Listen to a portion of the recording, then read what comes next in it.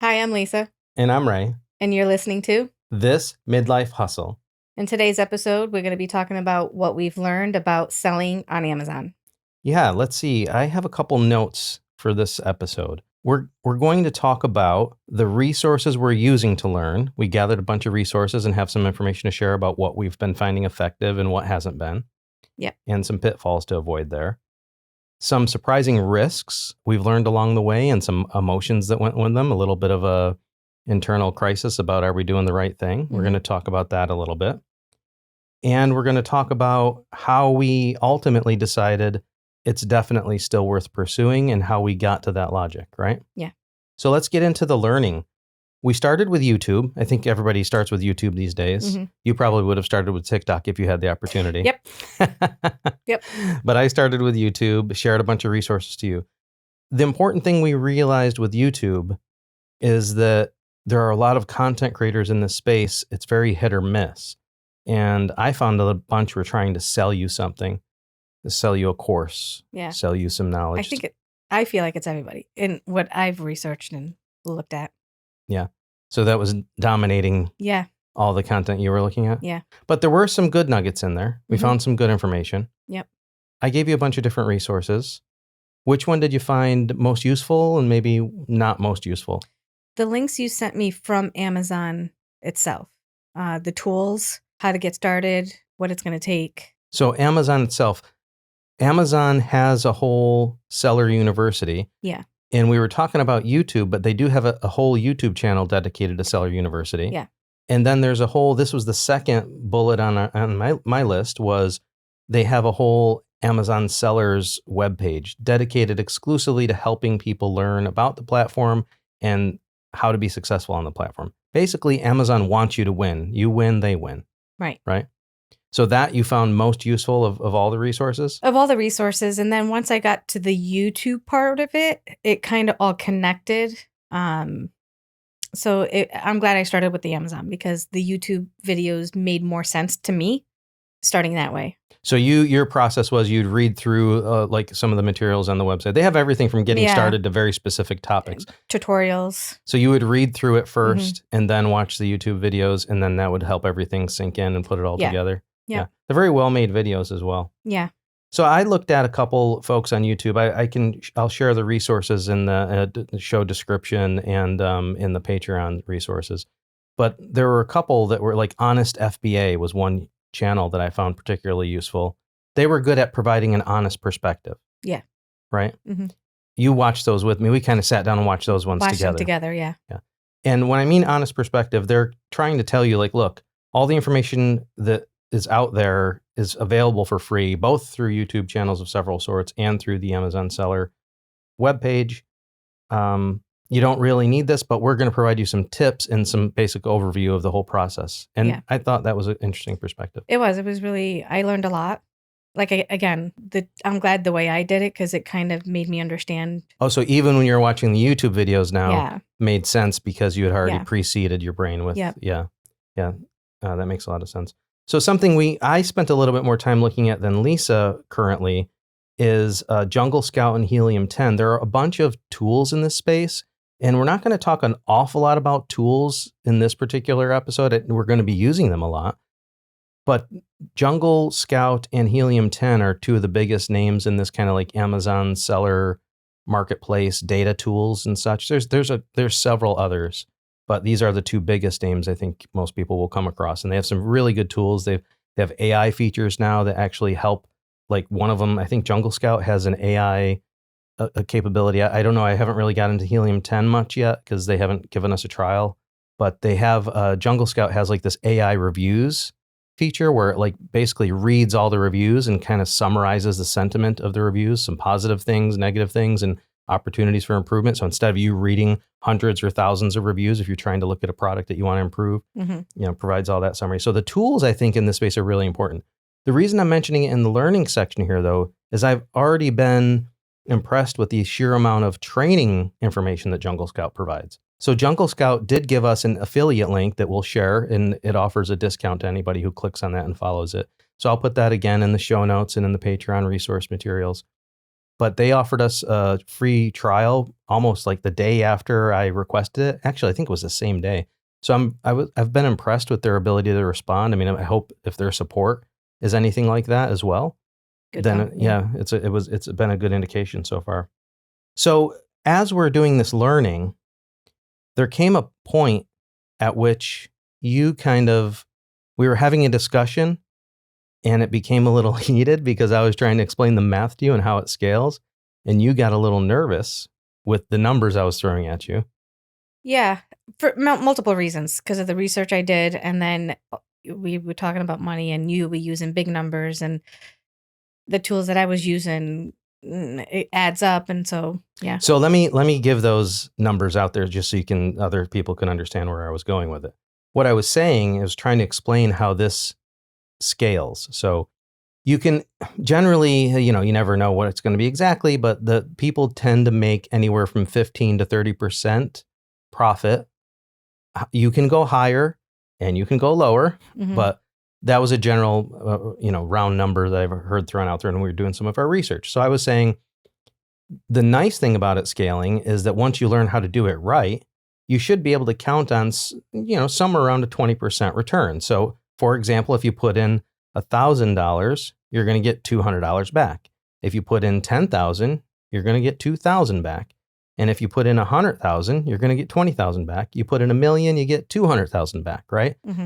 The point I was trying to make, however, was that if it takes you 3 to 6 months to bring a product to market, and all that time spent, all that energy spent on marketing, sourcing, and all that, in either way, you're going to make your 20%. It's like a Plinko machine that you put some money in. I mean, there's risk in here. Believe me, this is the reason for the heated debate or the panic moment, I think. But you put it's a Plinko machine where you put some money in and you get more money out than you put in at the bottom, right? So if you're going to spend 6 months of your life doing that, are you going to do it for $200 profit? Or are you going to do it for $2,000 profit? Or are you going to do it for $20,000 profit?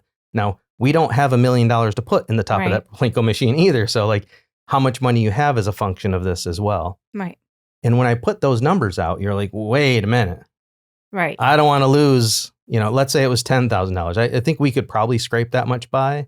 Not everybody can, but you don't want to lose $10,000, right? No, neither do I. No, I don't. I got scared because we're gonna, put money into the product, get the startup, and there was there's other factors that got me really, really scared. So I literally said I don't want to do this because I got scared. So basically what happened is we learned a lot using all these different resources. Yeah. So again, we hit up YouTube, Amazon Seller University, and Jungle Scout, Helium 10, and their YouTube channels and their online resources, and overwhelmed with the sheer amount of work there is. Like there's so much information. We started thinking about Amazon FBA, but there's so much more than just that. Yeah. So much to learn about. Like what were some of the things you were telling me about? There's the marketing aspect. You go ahead and try to iterate some that you remember. There was marketing, labeling, shipping, stocking fees. I mean, it's just, the list goes on. It just scared me. So there became this moment where you were overwhelmed with panic and we were thinking like, I don't even know if this is for us. Yeah. Right? Yep. We're going to get into that in a second. Before we get into that, if you're following us so far and you like what you're hearing, if you've been following us, please subscribe. It helps us get our word out there. Yeah. It helps the channel grow, etc.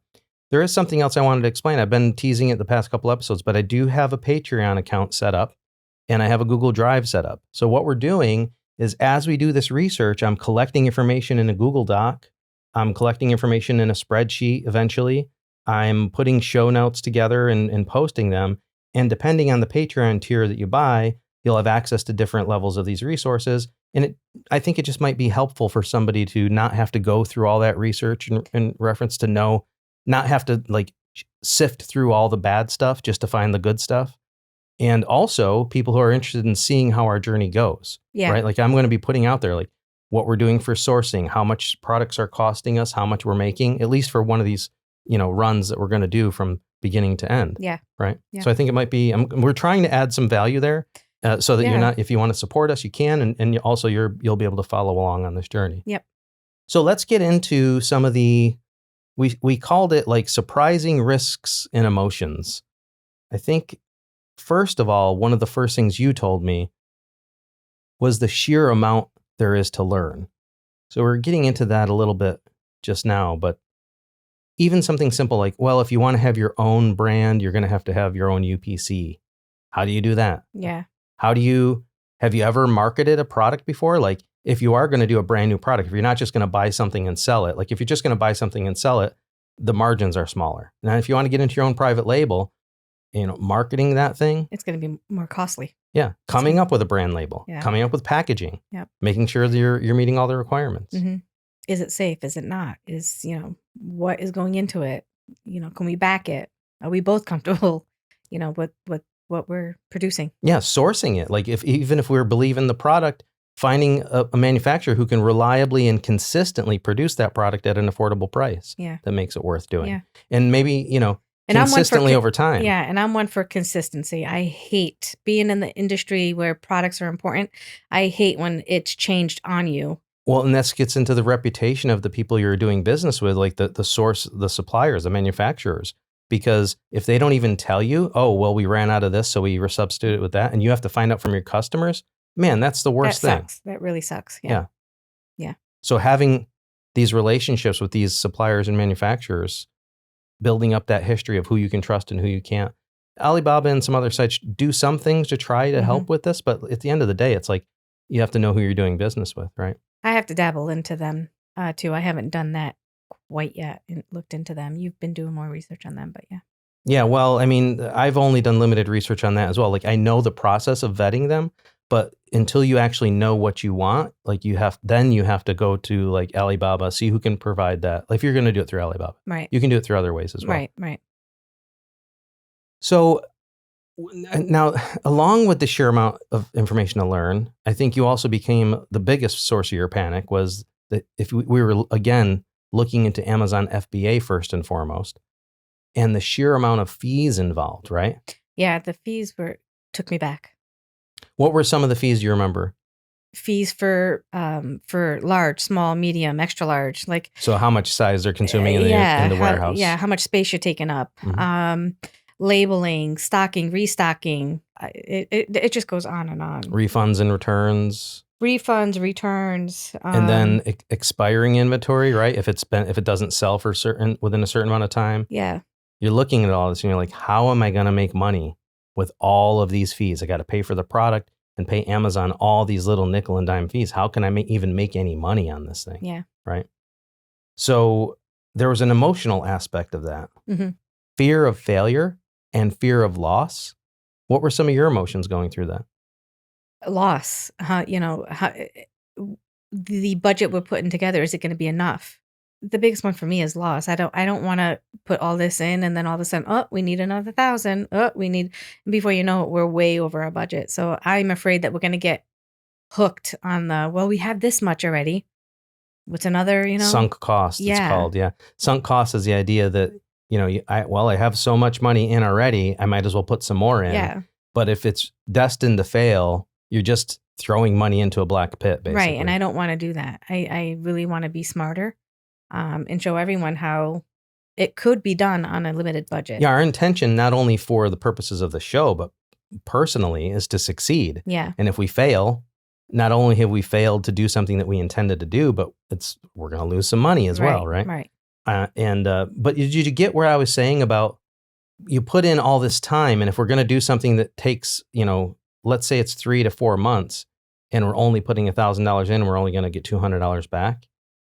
Man, like that's the other thing. Like as far as emotions go, like I don't want to put in all this effort for no gain either. Right. Right. So those are the emotions we have to control, and because I know if you believe in something, you all in, which is great, and if I believe in something, same thing. But I think we have to keep each other in check as to, okay, what are we doing wrong? We might be doing something wrong that it's like, wait, shouldn't have taken this much. Like, let's step back. Yeah, the problem, the challenge for both of us will be to not do it in retrospect, but to be able to do it in the moment. Yeah.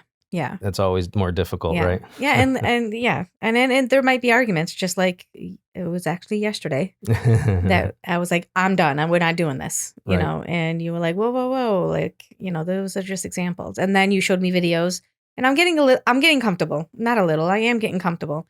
It's just we have to keep each other in check. Yeah. So let's talk through and not like I was sitting there trying to convince you. I was literally like we were using each other as a sounding board after the emotions calmed down. Yep. We're using each other as a sounding board. And I was like, let's look at this objectively. Like there are millions of people making money on this platform. So it is definitely possible to make money. The question may be, you may say, Larry, there's a lot of people making money on this platform, but maybe they have a lot of money already and they know what they're doing. Yeah, they definitely know what they're doing. And there are definitely some people with a lot of money making a lot of money on the platform. But there are plenty of people at lower price points as well once you start looking at the data. So for me, and I know I want to ask you your opinion here. For me, it's more like knowledge is power. Like the more we know, we're doing all of our homework, we're spending time learning, we're doing our research, we're using good tools, and we're paying attention to the data and the math. It's kind of, we're doing as much as we can to mitigate the risk as much as possible, right? And for me, that was the key to me starting to feel more comfortable. I have a couple other notes here, like break even is the worst case. Before I get into those, though, I'm just curious of the list. You kind of know the list we went through in prepping for the show. Was there one single thing that kind of set your mind at ease more than the others? For me, it was definitely watching the videos that you showed me of how to sell, what to do, what not to do. That made me more comfortable.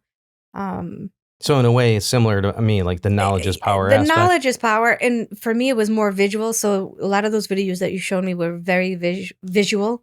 What was it, though? What in the video, what visual aspect in the video caused you to say, feel like, oh, yeah, that makes sense?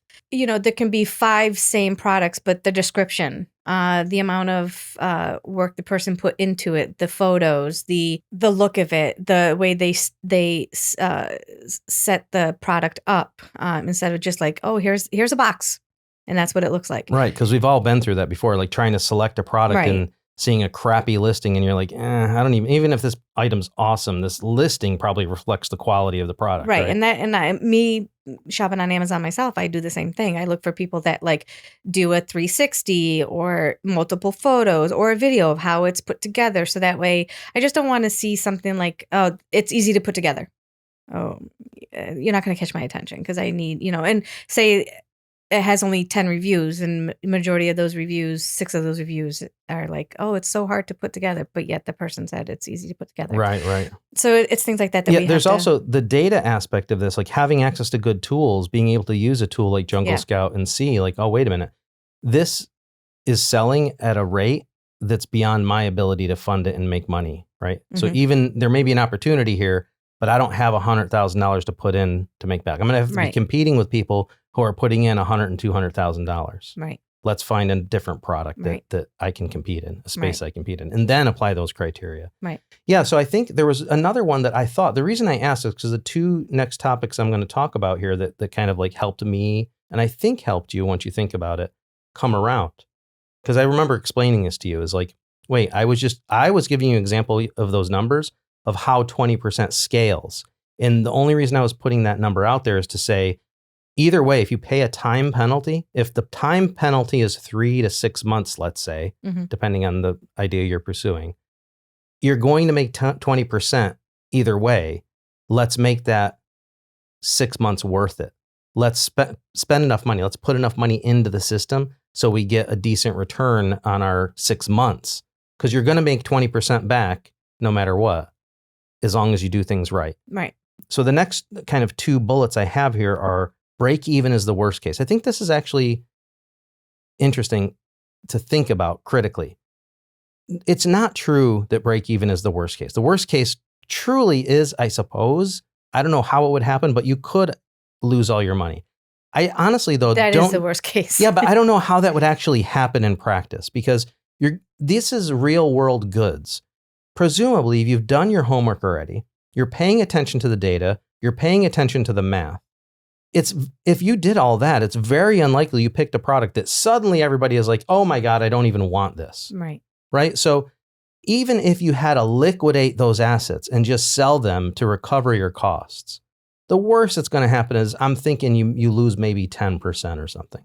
Right. Mm-hmm. I think it's definitely potential for people who don't do their homework, don't do the research, and don't use these tools to do that homework. They're not making data-based decisions. Mm-hmm. They're making gut feel decisions or what they think, or they're trying to compete in the wrong space. Like I said, if you only have a $10,000 or $1,000 to put in, and you're competing against people who are putting in $1,000 or $1 million, you're not going to win. Right. Because they're going to dominate that listing. Right. Right.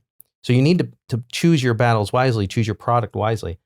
If you do that, I think break even is the worst case. The worst case happens, you take those very real goods that you procured and sell them for break even, and you didn't really lose much. Right. Right. So that gives me some comfort knowing that. Yeah. I was going to say that makes me a little more comfortable, even though people want to make money right away. I think at least breaking even in the beginning is going to be okay. Right. Because you're learning. Right. And it's not like the stock market. Like you might put some money in and all of a sudden, poof, it's gone. Yeah. Right. You have very real goods that you're selling, so that you can liquidate those goods if you had to. And then I think I've already touched this enough, but scaling well, let me just cover this from a different aspect. The scaling well aspect, I think it's interesting to think of it like this. You can limit your risk by putting less money in while you're learning. And the only penalty for limiting your risk is you also limit your reward. Mm-hmm. So you may put 6 months in and you're learning a lot, but you've only risked $1,000. Right. So you can look at it from the perspective of, I didn't make as much money as I could have, but I also limited my risk. Yes, I limited my reward, but I limited my risk while I was learning. And for me, that was actually important. Like that kind of mini argument we had, it was important for me to put that in my mind also, because I would have been more like tempted to go just like $10,000 in while I'm learning. Right. And then mess up and have a bigger loss. Right. Right. Even if it takes us 6 months, let's go in with a number we're comfortable. It may be just a couple thousand, may not be 1,000, maybe 2, 3, whatever number we come up with that we're comfortable with. Mm-hmm. And let's use that for learning purposes. Right. And then once we're comfortable with the platform, we know what we're doing, we've had some successes, then we can scale up, and we'll be more and more confident that we know what we're doing and I would be more comfortable in that. Yeah. Jumping in with everything in, it gets me. Yeah. So that aspect of scaling though is interesting from that perspective, right? It's you're also scaling your risk. Yep. And your reward. Yep. Yeah. So the last point, kind of in the category of we concluded this is still worth pursuing. I think when we look at it critically, aside from kind of this math and data based approach, there's also just this excitement. Like we were interested in following our passions here. Yep. And I think we both found as we're starting to think through products, we're coming up with ideas like, oh, what about this product? What about that product? Right. What about this idea I had that I never was able to execute on?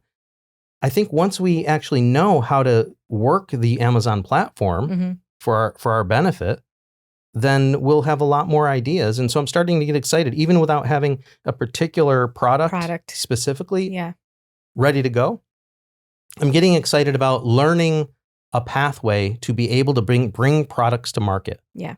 Which before, this is an unprecedented time. I know we're late to the game. People have been realizing this on Amazon for many years now. But in the old days, like if you brought to bring a product to market, you would have had to create the product and then start, figuring out how to brand it, promote it, advertise it, spend thousands of dollars over every single avenue, like magazine subscriptions, TV ads, whatever. It was very difficult to bring a product to market. Amazon has this marketplace where like over 70% of US households have an Amazon Prime account. That's crazy. Over 50% of all retail online transactions happen through Amazon. Yeah. So it's like the Google of product search for most US consumers. Yeah. You're going to go there first. Yeah. And if you have a product that matches what somebody's looking for, you don't have to do advertising. It's there. The platform is there. They're searching. They're looking for it. You just have to provide what they're searching and looking for. And detailed. Yeah.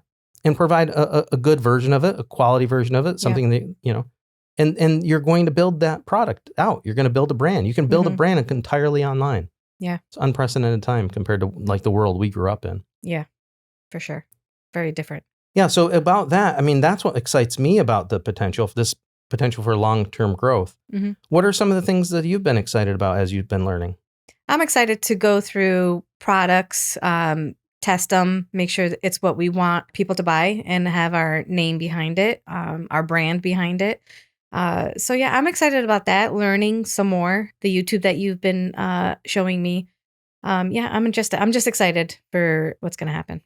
Okay. Yeah. Well, let's recap here. We told you about some of the resources we're using to learn about the Amazon selling platform as a whole. We discussed the risks and emotional aspects that came up around that. Some unexpected, fees and concerns, just overwhelmed by fear and risk. And then how we rationalize that we do believe it's still worth the risk because it's very controllable. The math makes sense, and we think we know consumers. We think we'll know how to create quality products and quality brands, and we have a path there that will scale. We can learn, in small increments, and then grow as we learn more and want to expand our reward. We can start with low risk, low reward, and end with, actually, by the time we're done, it'll still be low risk and high reward. Because once we know what we're doing, we'll be able to control that risk quite significantly, right? Yeah. Yeah. So just wanted to also remind folks that I did set up that Patreon account. I do have, it's a $5 and $10 tiers that'll give you access to a Google Drive that I'll be slowly adding more and more content to, the research that we're doing, some spreadsheets showing you what we're spending and what we're making over time. We're kind of going to do this as like a controlled study on here. We put that this first project was to do this type of activity, whether it's a new product or selling other things. And we'll keep folks informed of what we're doing by way of the show and by way of the resources in that Google Drive, so that if you wanted to get into the nitty gritty details and not just hear us talk about it, but see what we're actually doing with a little bit more detail and see if we're having some success and all that. If you're looking into doing it yourself, that'll be provided there. We also do have a Jungle Scout affiliate link in the show details on YouTube, as well as in that Google Drive. So please check that out if you're interested. And there's some special deals on that, some special discounts that come along with that affiliate link. And I think that wraps it up. Yeah. Yeah? Yeah. All right. I'm excited. Yeah, so am I. Yeah. Yeah, this is going to be a fun journey. We're just getting started. I'm learning a lot. Yeah. What else do you want to remind the folks of? Like, subscribe, and share. Like, subscribe, and share. I couldn't have said it better myself. Thanks, guys. I'll see you next time. Bye.